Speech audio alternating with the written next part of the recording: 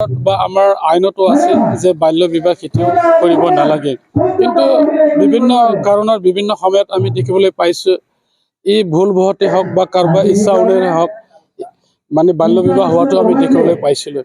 কিন্তু এই international women day লীগত সংগতি ৰাখি মই অনুৰোধ কৰিব বিচাৰিছোঁ, আমি কোনোজনে বাল্য বিবাহত এনকাৰেজ কৰিব নালাগে।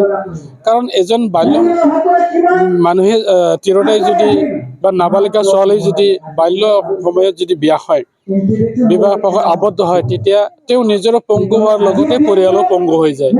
তাৰ কাৰণে আমাৰ সংবিধান বা আমাৰ ভাৰতীয় আইনত যিটো আছে যে ল'ৰা হ'লে 21 বছৰ বা ছোৱালী হ'লে 18 বছৰ, এইটো যাতে চবে মানি চলে। আৰু এইটো যদি আমি মানি চলিব পাৰোঁ, আমাৰ পৰিয়াল আমাৰ সংসাৰ বহুত ভাল হয়।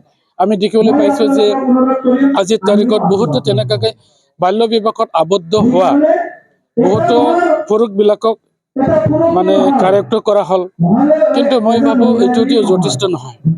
কিন্তু তাৰ পৰিৱৰ্তে আইনৰ লগত যাব, আইনে সংগতি ৰাখি কাক কেনেকুৱা কি দণ্ড বিহিব লাগে এইটোও থাকিব। কিন্তু তাৰ লগতে আমি এনেকুৱা কৰিব লাগিব যাতে ভৱিষ্যতত তেনেকুৱা বাল্য বিবাহ কোনেও নকৰে, এইটো আমি চাব লাগিব।